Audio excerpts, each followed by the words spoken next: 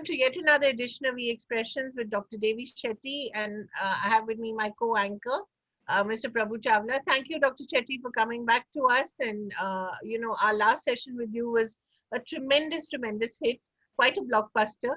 But that's not the only reason we've invited you back.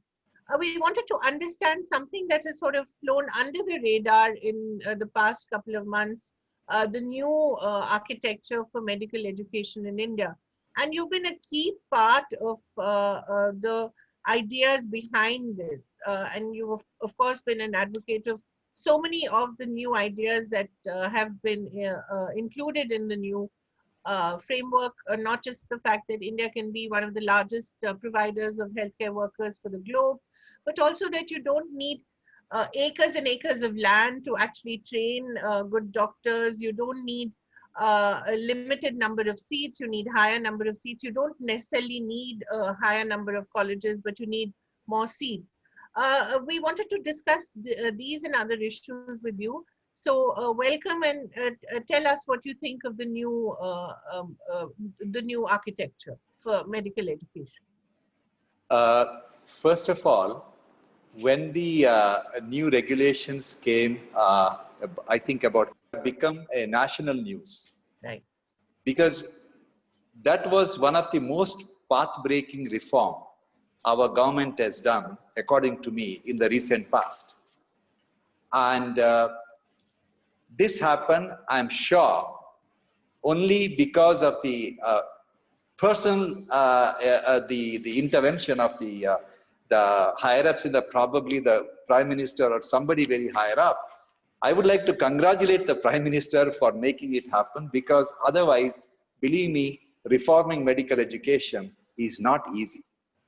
I've been doing it, trying for the last 20 years with successive governments, and I thought in my lifetime, this will not happen, liberating higher medical education. And that happened. That happened because of the government, the Niti Aayog, they all work together. Why it is a breakthrough? It is a breakthrough because in US there are about 20,000 undergraduation seats, and there are about 40,000 post-graduation seats to train the medical specialists. So doctors, not only from US, doctors from India or Africa or anybody can go to US, pass their entrance exam and become a specialist, choose to live there or come back to their own country. That is the case even in England. But in India, we have now about 70, 80,000 the undergraduation seats across the country. But there are hardly 25,000 post-graduation seats in clinical subjects for doctors aspiring to become specialists. And the master stroke, what I think Niti Aayog made it happen with the government, was launching the diploma seats, not the MD seats. Right. Because what country really needs is an intermediate level doctor between a specialist and a MBBS doctor. And it helped in two ways. One is, if they liberated MD, MS and all these specialties, we don't have that many slots to train them with the current definition of a teacher. Whereas to train a diploma doctor after MBBS, virtually any hospital in the country with over 100 beds, with the senior medical specialist, can become a postgraduate institution. This was the national board with the new leadership under the president, Abhijat Seth, who is a very dynamic leader. They made it happen. So essentially, all these forces rarely come together, and it is a magical moment for the history of this country. Because once the higher medical education liberated, you will have adequate number of doctors working in every taluka hospital, every district hospital, every community health center. We will be able to dramatically transform the way healthcare is delivered in 2 years. It's not going to take 10 years, in 2 years. Okay. How exactly will that happen? Will it happen with a higher number of seats? Will it happen with more number of colleges? will it happen with, do we need greater investment, or can we do it with the current level of investment? There is no investment. Right. There are hospitals, like a typical district hospital has 150, 200, 300 beds. Taluka hospital again has 100, 200 beds. And there are more than 700 district hospitals and few thousand taluka hospitals. If you go to those hospitals, there are no radiologists, because the whole country has 10,500 radiologists. Right. And there are no anesthetists, there are no physicians, there is no pulmonologist, the pediatrician. See, 60% of the country's population are women and children. Right. To take care of them, we have less than 40,000 pediatricians and less than 40,000 gynecologists. Right. So if you go to any drive out of any city, even city like Bangalore, if you go to any of the taluka district hospital, you rarely find specialists. According to the central government data, the shortage of medical specialists in these hospitals is 80%. Now, under every specialist who they have, they can take 2 medical specialists and start training them, MBBS doctor. Right. At the end of 2 years, they will become radiologist or an anesthetist or a pediatrician or a gynecologist or a pulmonologist, any of the, or the family medicine specialist. So the whole concept of intermediate level care will change. This is, of course, assuming, doctor, that the doctors themselves are willing to go to these districts and these talukas. We've often had that issue, haven't we? If you are going to give a postgraduate degree which is recognized by the medical council, doctors, young MBBS doctors will even go to Sahara Desert and stay there for 2 years. Okay. Yes. Right. So that is a degree of desperation. Right. So why, doctor, have we not had more youngsters getting into medicine? Why has this not become one of those sectors which should be actually booming, and where India should be producing the largest number of doctors and nurses, instead of having such a shortage? See, when I was a young medical student, most of my classmates were the sons of the teachers or the government employees or the working class families. Today, only the children from rich families can aspire to become doctors. Medical education is still a elitist affair. Because it's of very the cost. sad. Because of the cost. Huge cost. Right. Huge cost. Even today, I'll tell you, the All India Institute of Medical Sciences, where the doctors are trained, they may hardly pay any pittance as a fees, but the government spends nearly 1 crore rupees to train one MBBS doctor. Right. 1 crore rupees. Right. Now, is it required? It is not required. It was created like an edifice so that large amount of money can change hands. Right. And it can become a commercially very, very lucrative business. Hey, doctor, I'll ask one thing, doctor. Sorry, you made some statement about intermediaries. Now you refer to a cost training for doctor. But this cost will come down if the intermediaries are also part of the system. Because the same doctor will be training the intermediate people also between MBBS and the postgraduate. Am I right? See, the high cost, Mr. Chawla, is because of the infrastructure what is required to build a medical college. Correct. That is the reason for high cost. And then high cost is very strict definition of who can train a doctor. I'll give an example. Let's look at the heart surgery, who can train heart surgeons. Okay. Let's look at three of the busiest, some of the busiest. There are many busy, very good doctor surgeons. Let's look at the names you think of. You know of Dr. Naresh Trihan in Delhi. You know of Dr. Panda in Bombay. And you know of, okay, I am in Bangalore. I may not be operating on very influential people like the rest, but essentially we are so-called busy, known heart surgeons. None of us, according to the Medical Council of India's definition, can teach other surgeon how to operate. Why is that? Because we haven't gone through the medical college as assistant professor, associate professor, and graduate and become a professor. Right. Only the people who have worked in a medical college can teach cardiac surgeons. Yeah. Oh. According to the medical council definition. You can't, Yes. you are not a teacher, you teach others. That is the Yeah. definition. Exactly. So, but there is a national board, which is a parallel organization in which this diploma course were launched. That body has accepted us as teachers, so we can be teachers there, but not in a medical college. Who decided this definition? The national, this is, see, how do you make something rare? When you make something rare, the value goes up. Right. I'm The asking, whole, what is the procedure in America? Can the doctors who are practicing doctors, can they teach as well when they are practicing? in most of the developed countries, anyone working as a specialist can be a teacher. Anyone working as a specialist with the credentials can be a teacher.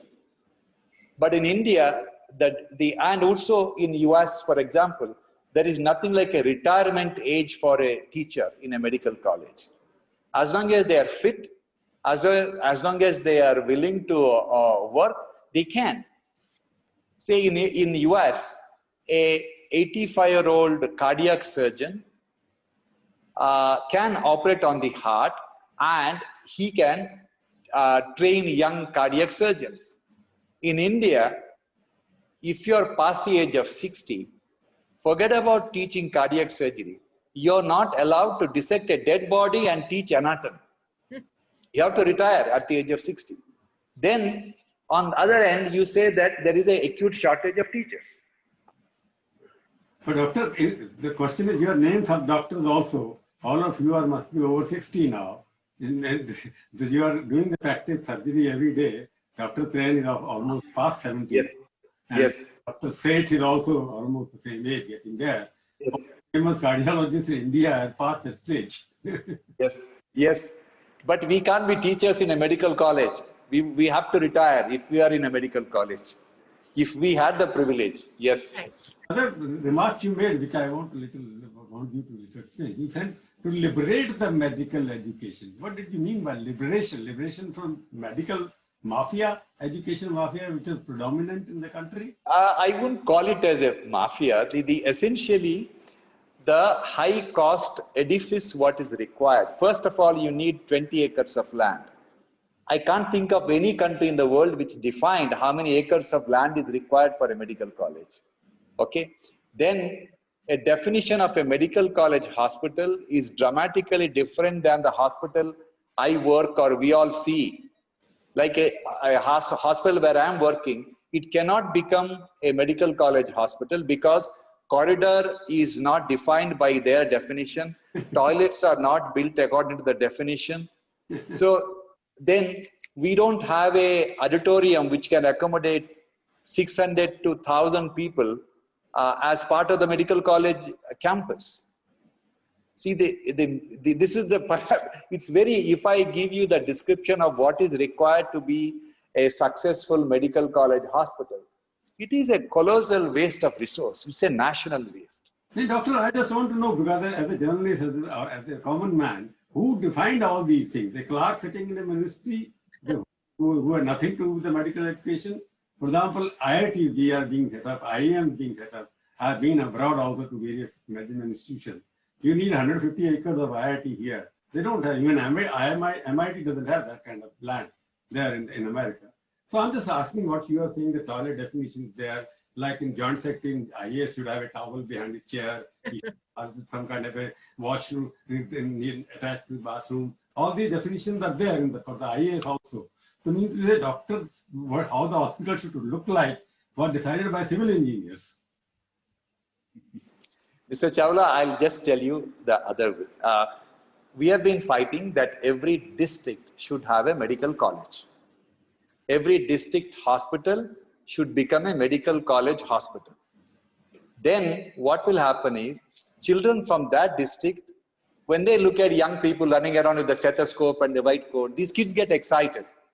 When they're small, then some of them will dream to become doctors. And if 100 kids from that district join the medical college, you just need 2 or 3 of them to stay back in the district. That's all. Every batch, some 2, 3 or 5 kids stay back. All the others can go elsewhere. They don't need that many. So every batch, somebody stays back. You would have made every district self-sufficient in running their own hospital. Okay. Now, our request was every district headquarter hospital should be made as a medical college hospital. Then I see some documents going around saying that if that is the government wants to, see, government has the intention to do it. They want to do it because they understand that we need to have very, very well staffed district, taluka, hospital, community health centers. And I saw some document, heard about document which is floating around. To make it happen, you need 1 lakh crore rupees. To convert 600 district hospitals as medical college hospitals. Maybe 500, you leave it 500. It costs about 1 lakh, whatever that is with the existing figure, because today, with the current definition of a medical college, you need to spend about 500. It was about 400 crore rupees. Now it is 500 crore rupees, set up a medical college which can train just 100 doctors per year. That is the investment. Okay. Now, we have been proposing a very simple concept where government doesn't have to spend anything. You can have, if double the number of students, you can add about 50,000 medical seats without spending even maybe a tiny amount of money. How you can do that? There are 600 medical colleges. I think let's make it 500 medical colleges. Each medical college takes about 100 to 150, and some colleges, few of them take 200 students. You ask every medical college to adopt one district headquarters hospital as a medical college hospital. In medical education, there are 2 divisions. One is the undergraduate training program for 1 year in a campus. When students first join, they are taught anatomy, physiology, biochemistry.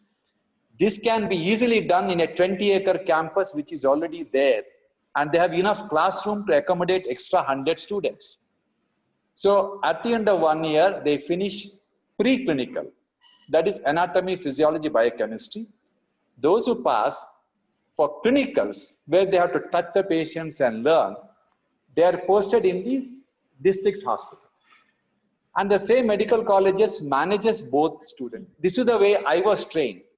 I graduated from a private medical college, Kasturba Medical College, Manipal and Mangalore, which I feel is one of the best medical colleges.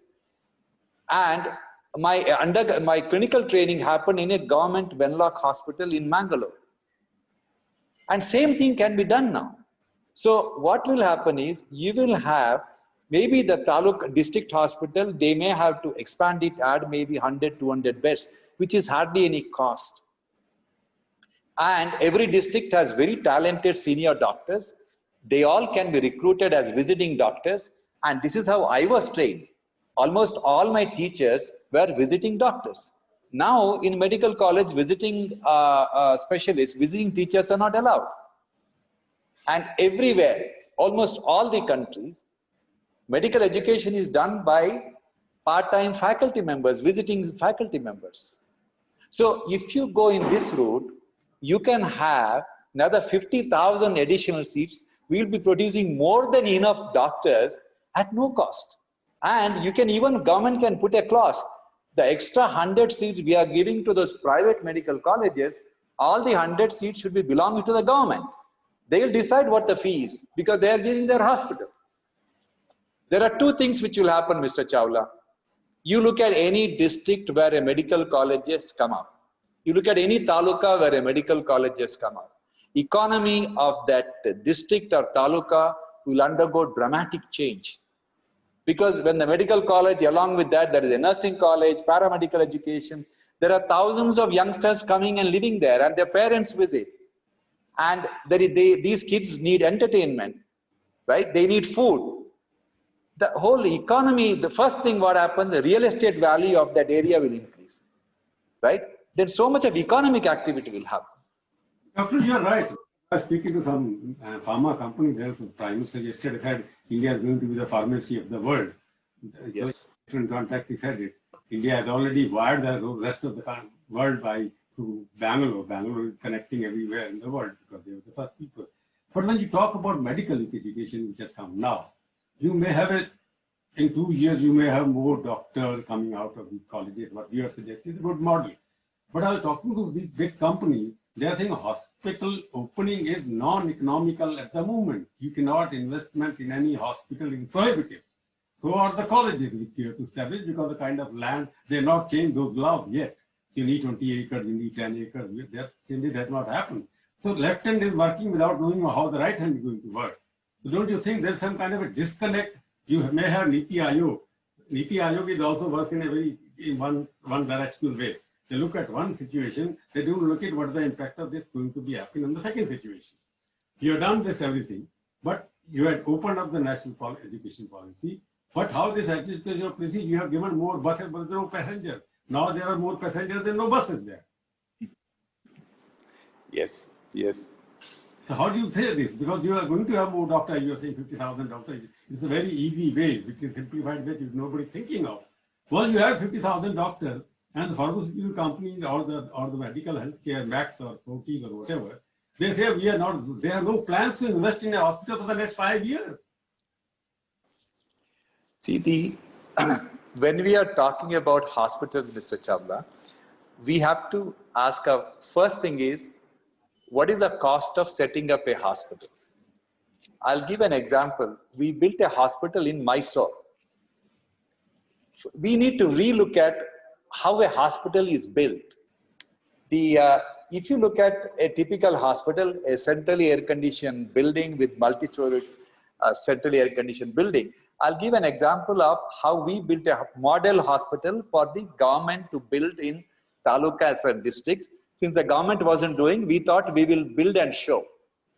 Our target was to build a 300-bed specialty hospital where heart surgery, brain operation, complex cancer surgery, everything can be done for $6 million. About 40 crore or 45 crore, that's the range we are looking at. And we want to build and equip that hospital for 40 to 45 crore rupees.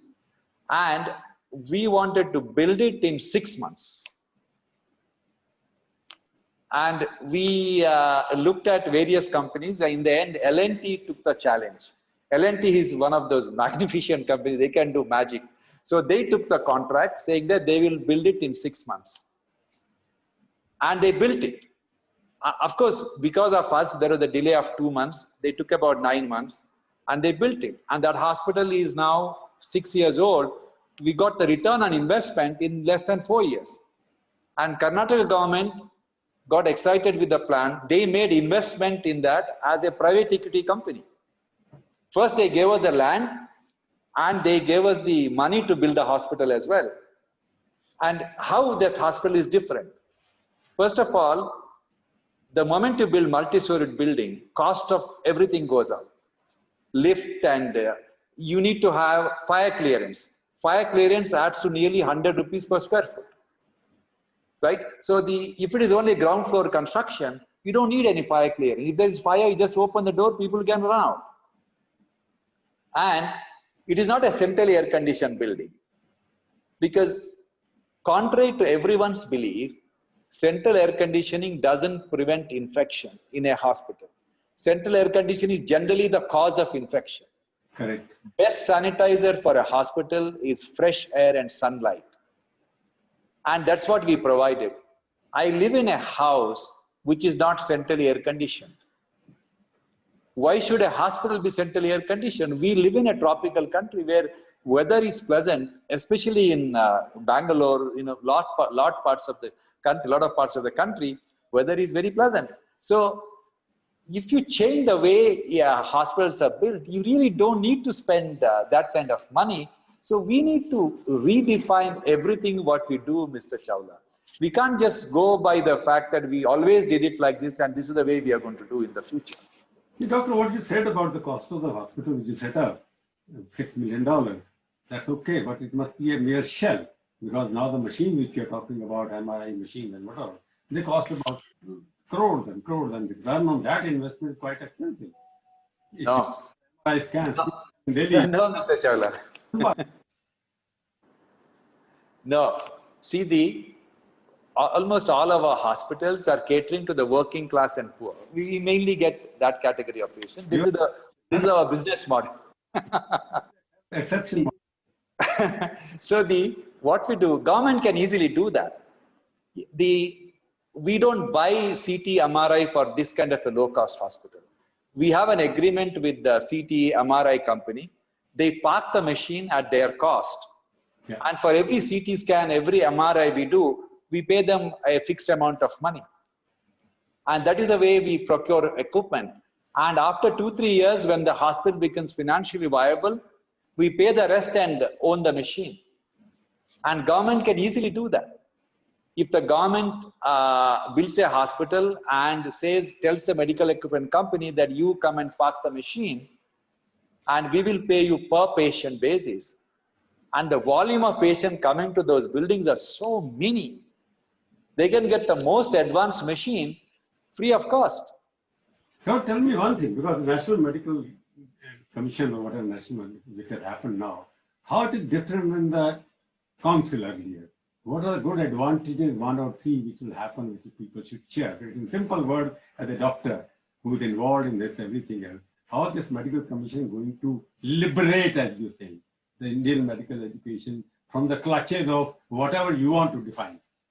You are a little more diplomatic than I am as a journalist. So you can tell us, because liberation for I mean capitation fee, because I was as an India Today journalist, I wrote a first story on medical capitation case in Bangalore, how people are charging money, how they were creating fees. It was about a story in that then, and at that time Gundula was the chief minister. So many investigations took place at that time. So I'm talking that term, liberation of medical education, making it more expensive, unreachable to the common people. It is, as you are talking it as an aspirational, that okay, you go to taluk level, you go to district level, it will become an aspiration, like you're looking at Taj Mahal, you're looking at medical college, okay, I want to go there, I want to become a doctor to the doctor. How this policy is going to have this kind of a aspirational youngster who looking at medical education as a future profession? First of all, realistically, Mr. Chawla, whether it is the old way of building the medical council or the new National Medical Commission, everything depends on the people. But I once again want to congratulate our government for choosing the right people for this job. And starting from the president of the National Medical Commission to the directors of, there are various divisions for various activities. They're all wonderful people with a phenomenal track record of being people, doctors of high integrity and clean record. I have absolutely no doubt that they will transform the way medical education is offered. Not because of the structure of the NMC, but by the people our government has chosen. I have total confidence.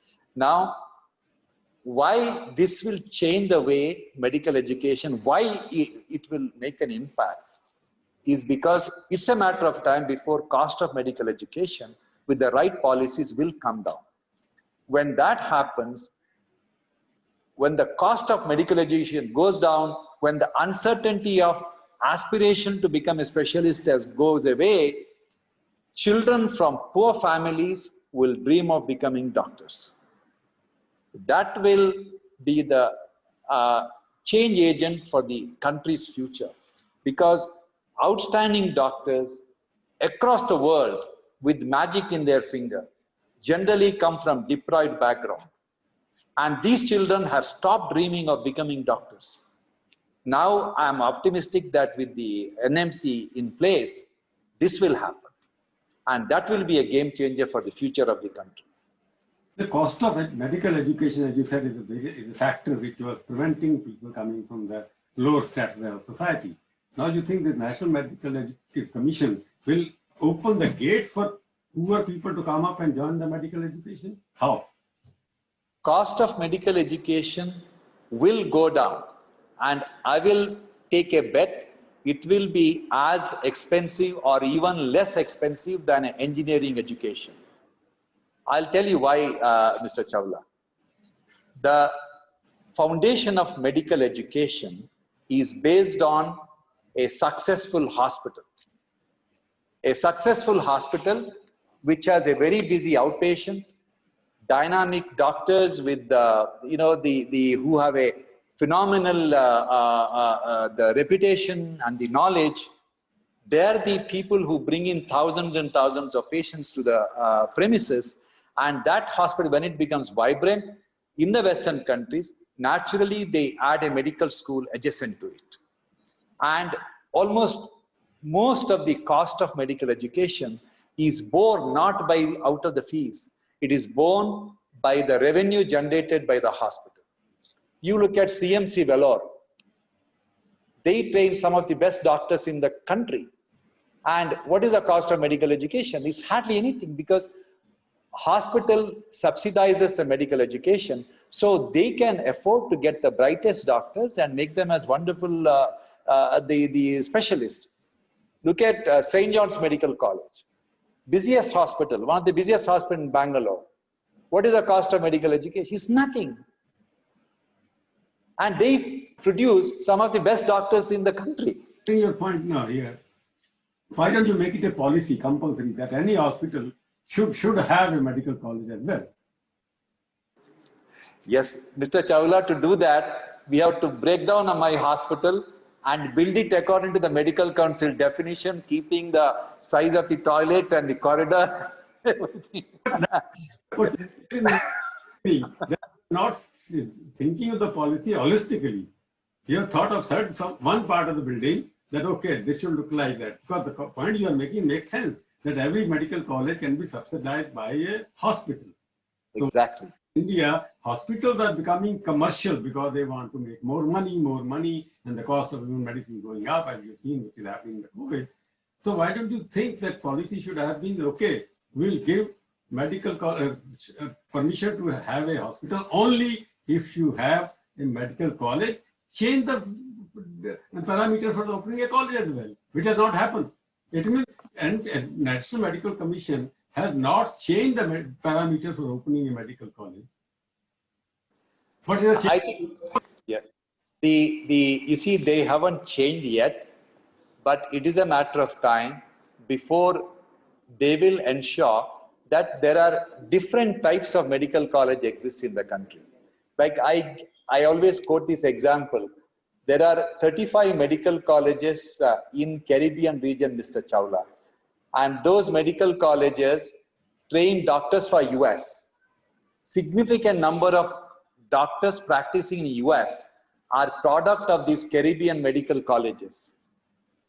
And these medical colleges are located in 50,000 square foot rented space in some supermarket in Caribbean region. Yeah. So essentially, what will happen in India is, I guess, different types of existing medical colleges will do whatever they are doing. The new medical colleges will perhaps come up with a different model. Ultimately, it doesn't matter whether you have a 20-acre of land or we have 2 acres of land. Ultimately, how good and how passionate and compassionate doctor you have trained. And that's what matters. As an expert, I'm asking you one question. Is there a need for changing the parameters for setting up a medical college or not? Definitely. There has to be the new medical colleges which are coming up. We have to follow whatever is happening rest of the world.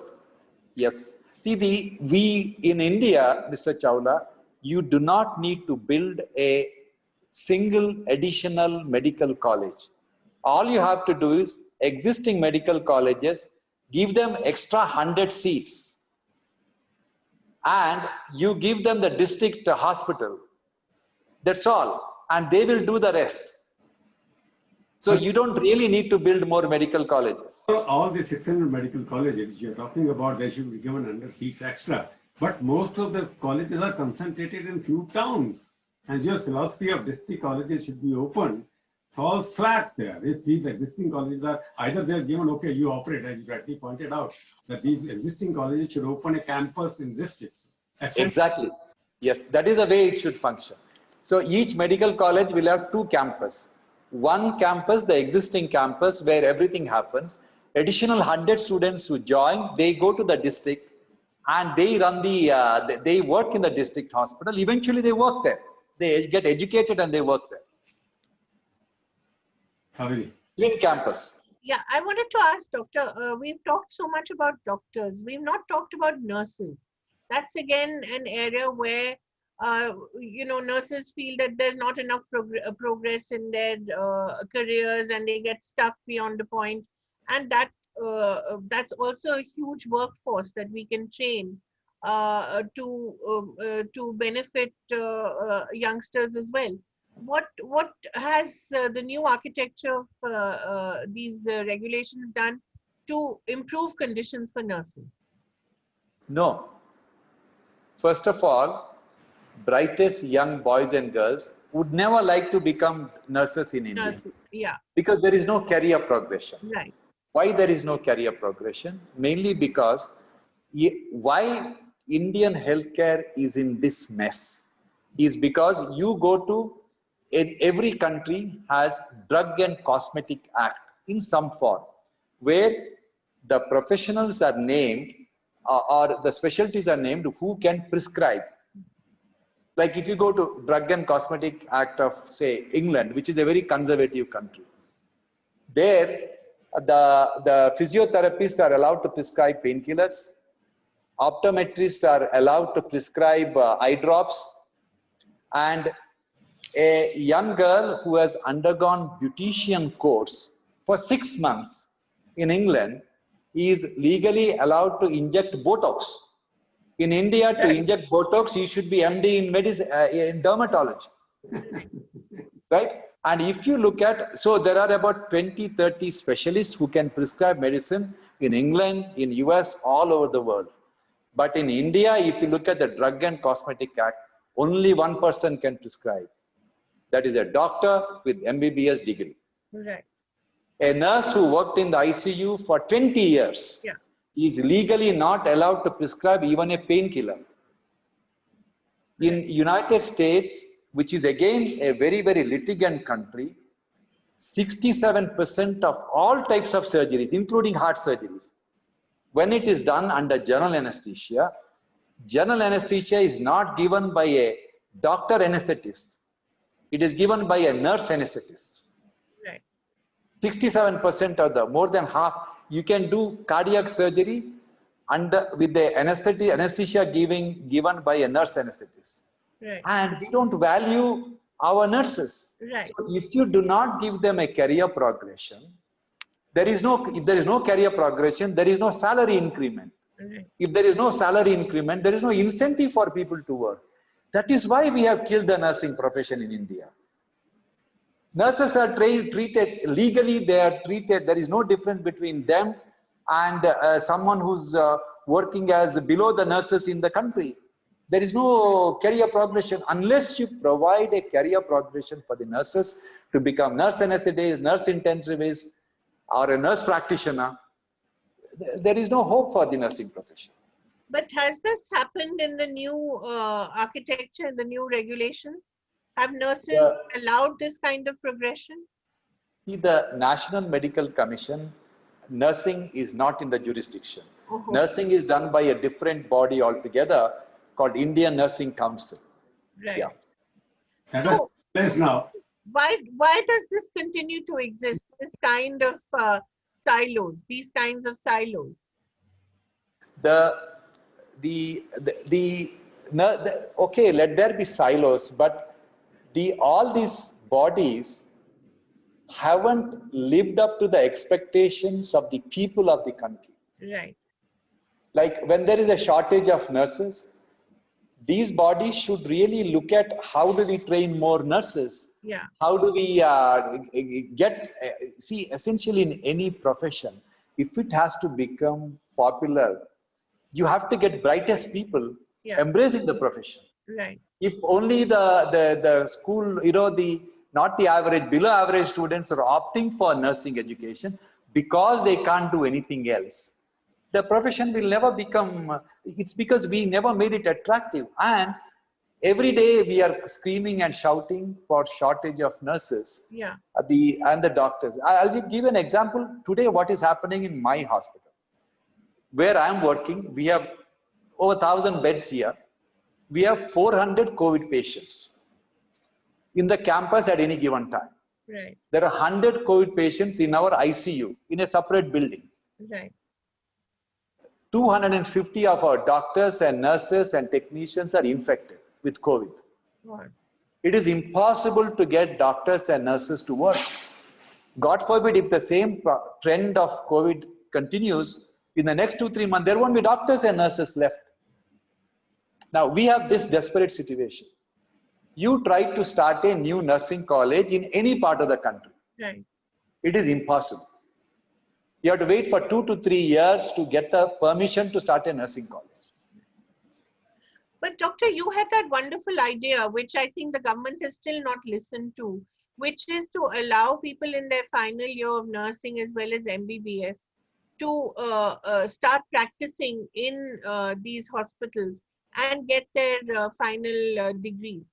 Was that finally accepted? Was that done? See, what we were proposing in the medical college, in the medical education, as well as the nursing education, it is essentially the universities generally in most parts of the world are busy in giving the knowledge, but not the skill. Yes. Like, I'll give an example. If you go to any university and ask them to create a curriculum to train a bus driver, they will create a 500-page curriculum which will explain about the engine, ignition system, aerodynamics, but they will never put the person on the driver's seat and teach him how to drive the bus safely. Instead of sending him to a university, you send him to a driving school. They will not teach him about the aerodynamics or how the engine works. They'll put him on a driver's seat and teach him how to drive the bus safely. This is exactly what is happening with medical education and nursing education. All these students are made to sit in the classroom from morning till night or in the library, mugging all these multiple choice questions, right? Without really making them touch the patients and stay with the patient, take care of them. So this is the change we want. We have done those changes in our nursing. We have few nursing colleges where we bring the nurses from the second year onwards. They are posted in the hospital, not in the ward. If they're posted in the ward, they are made to work as IRs. So instead we bring them to the ICU and they work as assistant to the nurses. Right. At the end of 4 years, they are fully trained nurses who can manage a patient on a ventilator. So essentially, we have to change our medical education, nursing education is an apprenticeship. Yeah. They have to be treated as an apprentice. And knowledge, theory knowledge, you can get it from the mobile phone. Yeah. Doctor, Has this happened, sir? Sorry. Yeah. No, universities haven't changed the curriculum yet. Right. They are still insisting on 8 hours of classroom training every day. Dr. Kaveri raised a very fundamental question about silos, because that's the bane of Indian system, basically. Why can't you have an omnibus or one umbrella like Education Commission under which you have subjects, health education, medical education, engineering education, technical education, nursing education. These silos are basically to create a post of a joint secretary to handle something else. So this deep bureaucratization of Indian education system, don't you think, as you write it, there is a dental council also, dental council, there are also doctors, that is separate. Is it part of the medical commission? So you have a separate set of people who have nothing to do with the main medical, but they will be dealing with medical dentists who are part of a hospital. But you don't have a hospital without a dentist. All the hospitals have dental care or surgeons also.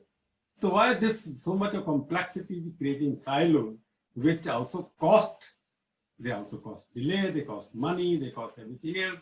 So don't you think that still Indian education system from A to Z is run by bureaucrats, not by professionals? First of all, professionals, doctors and nurses may not like it. They want to have their own body to control their own future. And many years ago, some governments did try to bring all of them together under one umbrella, but that didn't work.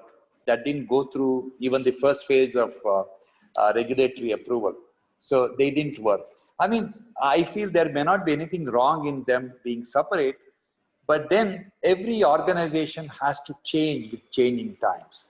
And unfortunately, nurses are not empowered, not because of the nursing council.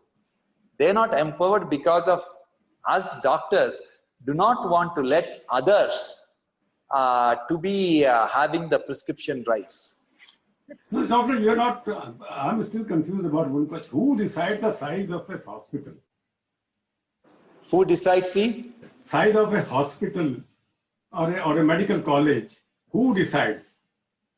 These are built according to the regulation laid by the Medical Council, now National Medical Commission.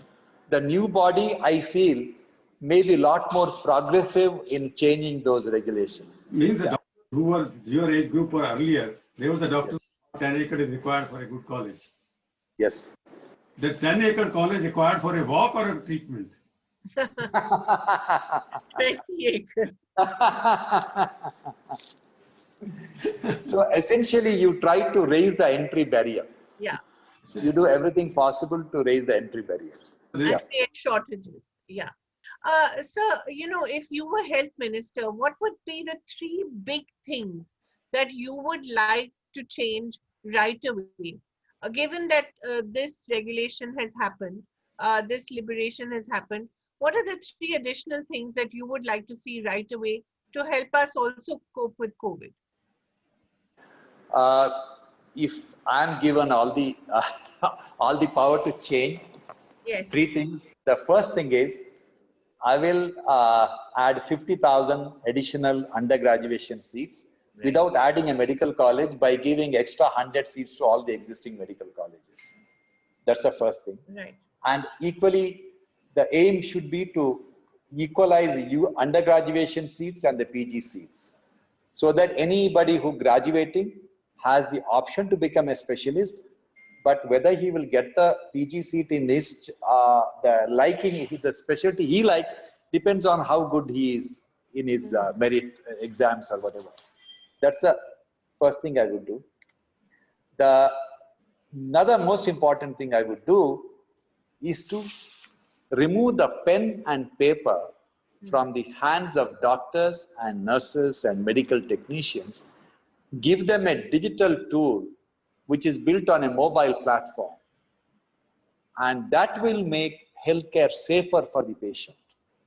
That will make healthcare affordable and accessible. Believe me, I know it is very hard for you to imagine a digital tool for delivering healthcare, how it can transform. If right now the government has launched the right policies, encouraging all the digitization of medical data and but I'm sure the private enterprise also will start contributing. When that happens, we will become the first country in the world to dissociate healthcare from affluence. We will prove to the world that the wealth of the nation has nothing to do with the quality of healthcare its citizens can enjoy. How it will happen is, once that happens, everyone can have their medical records in their own mobile phone. Right. And with the click of a button, you can see any doctor in any part of the country or any part of the world. And that is happening now. I see more patients online today, patients sitting in Meghalaya or Tripura or remote parts, sitting in their bedroom with a mobile phone, and I go through their reports and I advise them. Right. So essentially, it's going to be a dramatically different model of delivering healthcare. Yeah. Right. The third thing, doctor? Sorry. You gave us 2 things. Yes. Yeah.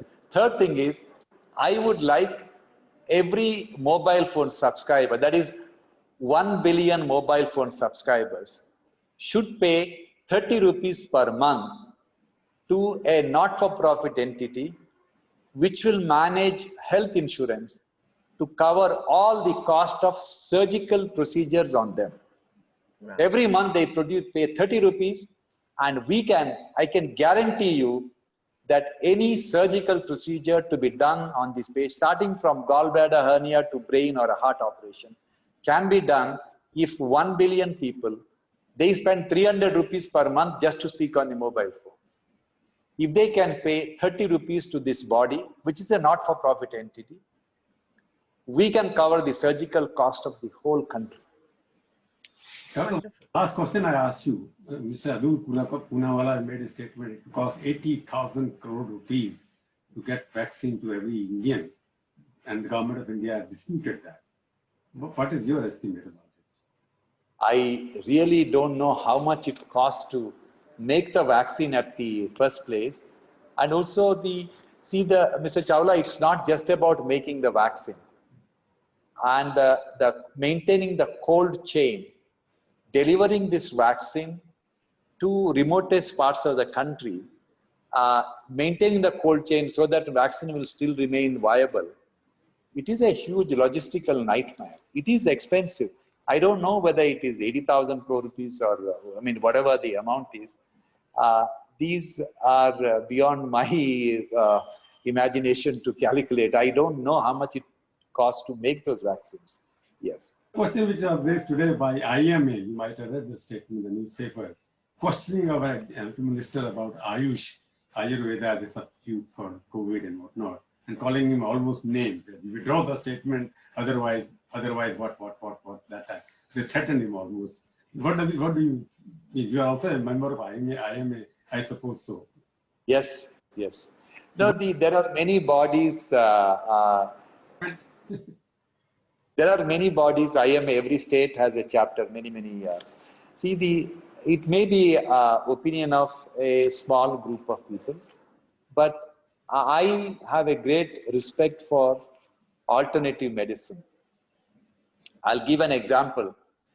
I started getting pain in my knees because I stand for 8 hours, 10 hours. And my wife insisted that I should start yoga exercise. And I used to be a bodybuilder and, the martial art, I hold senior brown belt in martial art. I thought I'm a very fit person. Why will I do yoga? Yoga is for the old people. But my wife insisted and my pain got worse and worse. Then I decided to listen to her and started yoga. I am not exaggerating. Just 3 months of yoga. Today I have forgotten whether it was my right knee or the left knee. And that pain my life was centered around it for nearly 6 months, 1 year. So I am a great admirer of alternative medicine.